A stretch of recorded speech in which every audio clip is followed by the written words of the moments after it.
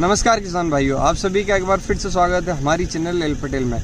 आज हम बात करेंगे किसान भाइयों की उस क्वेश्चन के बारे में जो हमेशा मेरे से पूछा जाता है कि भाई साहब हमने हमारे पूरे खेतों में, हमारे गांव में सब जगह दवाई डली हुई है, फिर भी हर बार इतनी इल्लियाँ कहाँ से आ जाती है, फिर भी हर बार इतने मक्खे कहाँ से आ जाते हैं। और ये क्वेश्चन जो है एक का नहीं सभी किसानों का है। तो आज मैं आपको उसकी पूरी जानकारी बताऊँगा कि वो कैसे आता है। तो उसके लिए सबसे बड़ी बात आती है कि इल्ली की जो है वो 3 स्टेज होती है। 3 स्टेज कैसे होती है?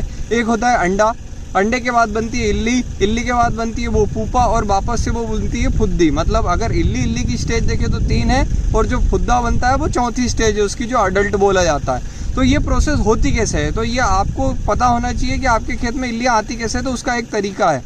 क्या करती है इल्लियाँ बहुत सारी जब आपके खेत में लगी होती है तो आप दवाई का स्प्रे करते हैं। आप दवाई का स्प्रे करते हैं तो उसमें से कुछ एक 10% या 5% बच जाती है। जो 5% बच जाती है वो बनाती है पुपा। अब बात आती है कि पुपा दिखता कैसा है, हमने तो आज तक कभी देखा नहीं है। तो आज उसी के लिए मैं वीडियो बना रहा हूँ कि आप लाइव देख लो। ये है वो पुपा। ये कहाँ बना हुआ है? हमारी जो सोयाबीन का पत्ता है इसके नीचे। दूसरा कहाँ बनता है? ये जो सड़ी हुई सोयाबीन का पत्ता फेंका जाता है, जो नीचे का पत्ता होता है वो जब नीचे फेंका जाता है तो उसके अंदर पुपा बनता है। और तीसरा बनता है जो मिट्टी आपकी है वो उसके अंदर जो क्रैक रहती है उसके अंदर जाके पुपा बनता है।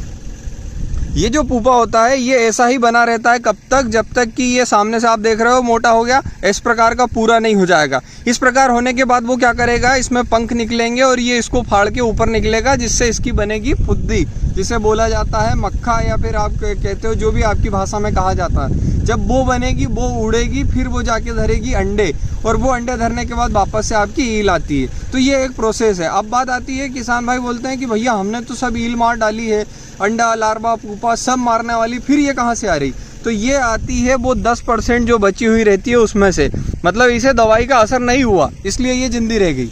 दूसरी बात ये कि ये हमेशा रहती है पत्तों के नीचे और ये खाना वगैरह नहीं खाती है। जैसे अभी आप देख रहे हो ये एकदम सील पैक है, इसके अंदर कोई खाने भोजन की प्रणाली नहीं है। इस कारण से इसके ऊपर दवाई का असर नहीं आता, इसलिए आपके आने वाले समय में इल्लियाँ आती जाती है। तो ये एक प्रोसेस है। अगर हम बात करें कि इसे हम कैसे कंट्रोल कर सकते हैं तो उसका एक ही तरीका है कि आप जब भी दवाई डाल रहे हो तो उसमें मच्छर मार या फिर जो मक्खा मार जो भी होती है, जो कि आपके अदर इंसेक्ट को मारती है, उसको भी डालना साथ में ज़रूरी है। जो लार्विसाइड होता है, लार्विसाइड मतलब जो इल्ली मारने वाला होता है उसके साथ में। उससे क्या होता है कि ये नहीं बनेगी, इसलिए आपके समय आगे वाली जो इल्लियाँ हैं वो कम आएगी और धीरे धीरे करके आप इल्लियों पे अच्छा नियंत्रण कर सकेंगे। ये एक प्रोसेस है। तो ये आपको मैंने आज बताई क्योंकि ये जो है किसान भाइयों को नहीं पता होता है। काफ़ी किसान भाई इसे ढूंढते रहते हैं और वो बोलते हैं कि मेरे खेत में तो एक भी नहीं है, फिर इल्लियाँ कहाँ से आ गई?